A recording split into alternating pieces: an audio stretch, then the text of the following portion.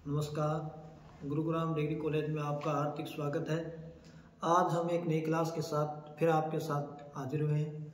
आज का जो हमारा टॉपिक रहेगा संसदीय शासन प्रणाली और अध्यक्षीय शासन प्रणाली में जो मुख्य अंतर है वो क्या है। संसदीय प्रणाली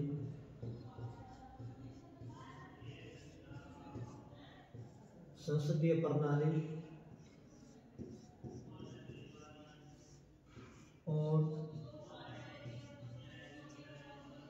अध्यक्षात्मक शासन प्रणाली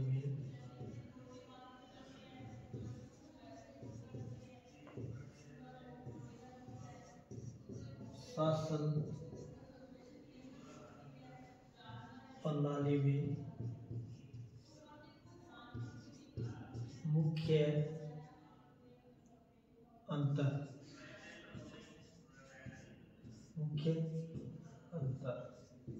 ठीक है। नंबर 1, जो संसदीय प्रणाली है, अब आता है इनका नामकरण का आधार क्या है। संसदीय प्रणाली और अध्यक्षात्मक शासन प्रणाली का जो यानी नामकरण का आधार,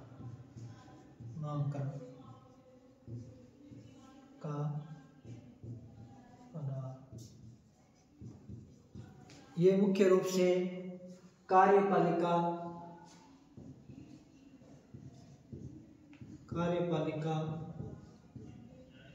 व व्यवस्थापिका के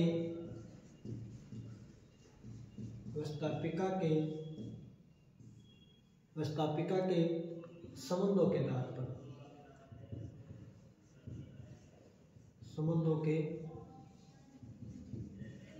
पर ठीक है। जो इस शासन प्रणाली का जो नामकरण का आधार रहेगा वो रहेगा कार्यपालिका व व्यवस्थापिका के संबंधों के आधार पर।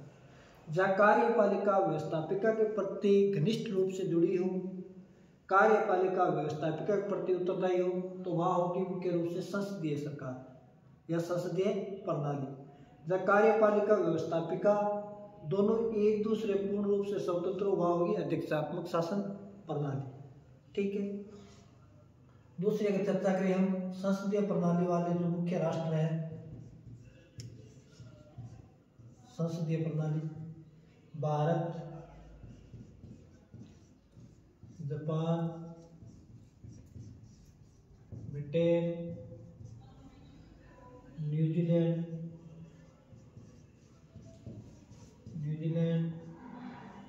ऑस्ट्रेलिया, बांग्लादेश और नेपाल, इन राष्ट्रों में मुख्य रूप से संसदीय शासन प्रणाली प्रचलित है। Bharat, Japan, Britain, New Zealand, Australia, Bangladesh और नेपाल। अरे अध्यक्षात्मक शासन प्रणाली की बात करें तो ये अमेरिका,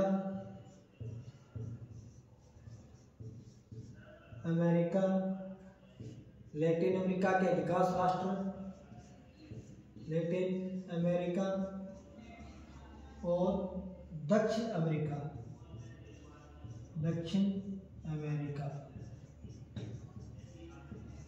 में प्रचलित है। जो संसदीय शासन प्रणाली है उसका उद्गम ब्रिटेन से हुआ है, यानी संसदीय प्रणाली का जन्मदाता ब्रिटेन को माना जाता है। अध्यक्षात्मक शासन प्रणाली है, इसका उद्गम अमेरिका से हुआ है ठीक है। इसको राष्ट्रपति प्रणाली भी कह सकते हैं, एक व्यक्ति की कार्यपालिका प्रणाली भी कह सकते हैं ठीक है। अगर संसदीय प्रणाली के लिए नाम की चर्चा करें तो इसको इंग्लिश प्रतिमान, वेस्टमिनिस्टर प्रतिमान ठीक है। प्रधानमंत्री सरकार, कैबिनेट सरकार, विभिन्न नामों से इसको संबोधित किया जा सकता है। फिर अगली अगर चर्चा करें तो जो संसदीय प्रणाली होती है उसमें मुख्य रूप से 2 तरह की कार्यपालिका होती है। संसदीय प्रणाली में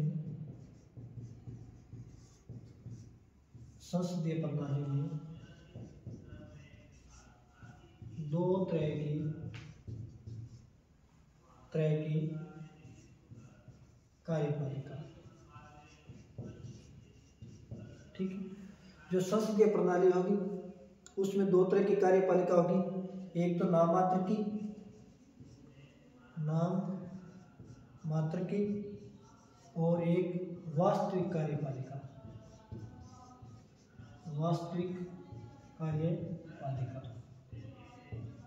ठीक है, एक नाम मात्र की कार्यपालिका और एक वास्तविक कार्यपालिका।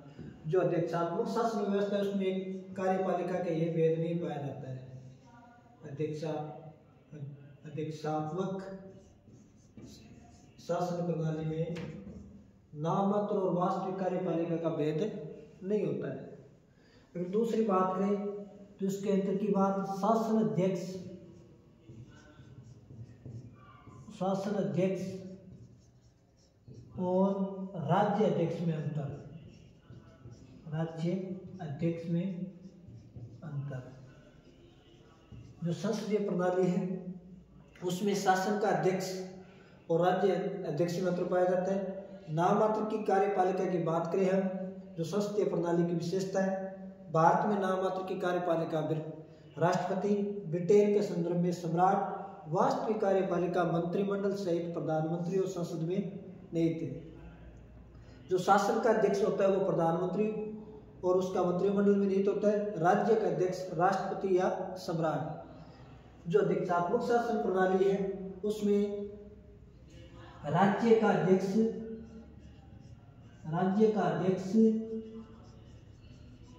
और सरकार का अध्यक्ष एक ही व्यक्ति होता है। यानी अमेरिका का राष्ट्रपति राज्य का अध्यक्ष भी है और सरकार का अध्यक्ष भी है। इसमें जो नाम मात्र की वास्तविक शासन अध्यक्ष, राज्य अध्यक्ष, यह अंतर अध्यक्षात्मक शासन प्रणाली में नहीं पाया जाता है। तीसरी विशेषता अगर हम बात करें आगे, कार्यपालिका और व्यवस्थापिका के संबंधों के आधार पर। कार्यपालिका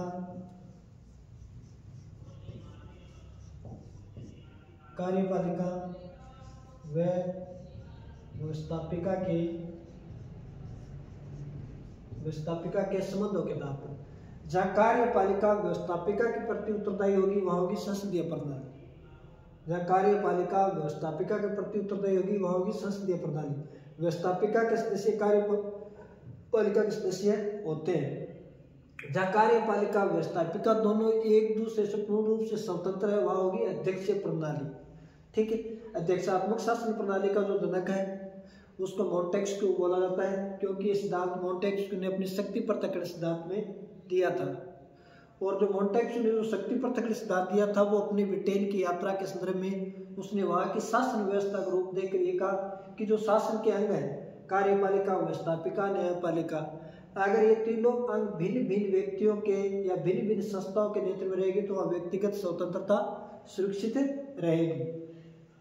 लेकिन उसने ब्रिटेन के संदर्भ में देखा, लेकिन ब्रिटेन में वाक्य में जो अध्यक्षीय प्रणाली है वो नहीं थी, वह थी संसदीय प्रणाली, शक्ति संलयन। जो कार्यपालिका व्यवस्थापिका दोनों घनिष्ठ रूप से संबंधित होती है वह होती है संसदीय प्रणाली। जहाँ दोनों एक दूसरे पूर्ण रूप से स्वतंत्र होती है वह होती है अध्यक्षात्मक प्रणाली। फिर अगली विशेषता की बात करें, इसमें अस्थिर सरकार,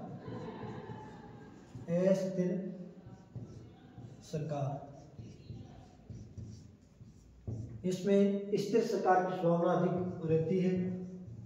स्थिर सरकार, ठीक है। संसदीय शासन प्रणाली में कार्यपालिका तब तक कार्य करती है व्यवस्थापिका के निम्न सदन में बहुमत प्राप्त होता है तब तक।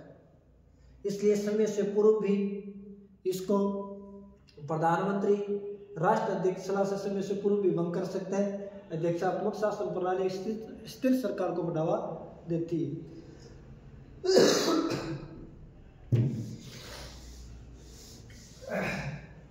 अगली विशेषता मंत्री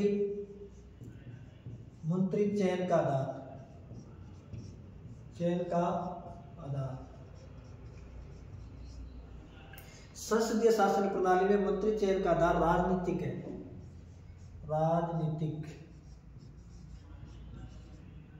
ठीक है।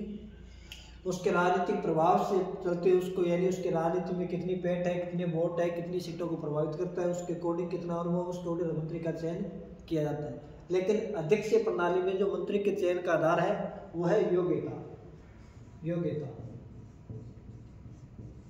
योग्यता के आधार पर चयन। ठीक है। संसदीय प्रणाली में मंत्रीगण होते हुए व्यवस्थापिका के सदस्य होते हैं।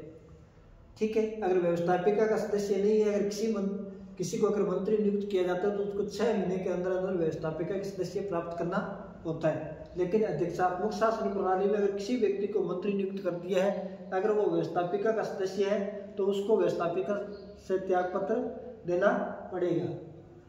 ठीक है। यह मंत्री राष्ट्रपति के प्रशासनरत रहते हैं। ठीक है। स्किप करना है। ठीक है। यहाँ जो मंत्री है संसदीय प्रणाली में ये विधायक के प्रति उत्तरदायी रहते हैं, और यहाँ जो मंत्री की जिसकी नियुक्ति हुई है वो किसके प्रति, राष्ट्रपति के प्रति उत्तरदायी रहेगी। ठीक है। संसदीय शासन प्रणाली में प्रधानमंत्री महत्वपूर्ण होता है। ठीक है। इसमें प्रधानमंत्री महत्वपूर्ण। जो संसदीय प्रणाली है उसमें प्रधानमंत्री केंद्रीय स्थिति रखता है, लेकिन अध्यक्षात्मक शासन प्रणाली है इसमें राष्ट्रपति महत्वपूर्ण होता है। राष्ट्रपति महत्वपूर्ण। ठीक। इसमें प्रधानमंत्री महत्वपूर्ण और अध्यक्षात्मक शासन प्रणाली में राष्ट्रपति महत्वपूर्ण। इसमें राष्ट्रपति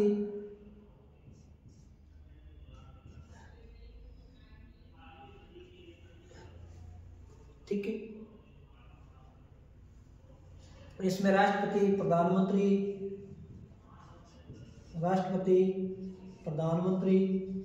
मंत्रीगण संसद के सदस्य होते हैं। इसमें राष्ट्रपति संसद का सदस्य नहीं होता है। ठीक है। जो संसदीय शासन प्रणाली शांति काल के लिए उपयुक्त है। शांति काल के लिए उपयुक्त। ये अध्यक्षात्मक शासन प्रणाली एकल कार्यकालिका होने के बजाय संकट काल के लिए अधिक उपयुक्त। संकट काल के लिए अधिक उपयुक्त। ठीक है। इसमें अस्थिर सरकार की संभावना, अस्थिर सरकार की स्थापना, इसमें स्थिर सरकार की स्थापना। ठीक है। इसमें छाया मंत्रिमंडल का निर्माण हो सकता है। छाया मंत्रिमंडल। अध्यक्षात्मक शासन प्रणाली में किचन कैबिनेट, जो राष्ट्रपति के महल रक्षक के रूप में, किचन कैबिनेट। ठीक है।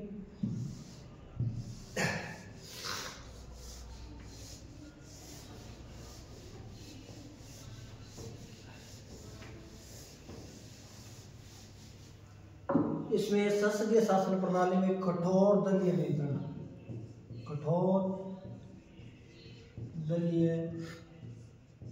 नियंत्रण। ठीक है। हर पार्टी अपने दल में बंदी होती है। इसमें दल से हटकर मतदान नहीं किया जा सकता है। कठोर दलीय नियंत्रण होता है। अध्यक्षात्मक शासन प्रणाली में दलीय स्थिति अत्यंत कमजोर। दलीय स्थिति कमजोर। दल से स्वतंत्र मतदान किया जा सकता है। ठीक है। संसदीय शासन प्रणाली में राष्ट्रपति होता है, वो संसद का अंग होता है। अध्यक्षात्मक शासन व्यवस्था में राष्ट्रपति है, वो संसद का अंग नहीं होता है। इसमें दलीय तानाशाही के अंशों का आशंका रहती है, इसमें नहीं।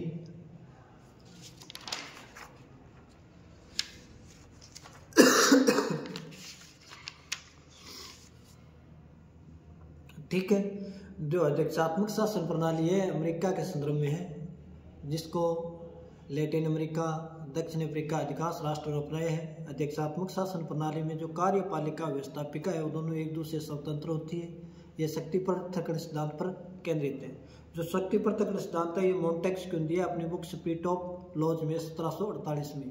जो सिद्धांत दिया इसका मुख्य उद्देश्य था कि जहाँ व्यक्तिगत स्वतंत्रता की रक्षा वहीं हो सकती है जहाँ सरकार के तीनों अंग भिन्न भिन्न संस्थाओं द्वारा संपूर्ण रूप स्वतंत्र कार्य करे।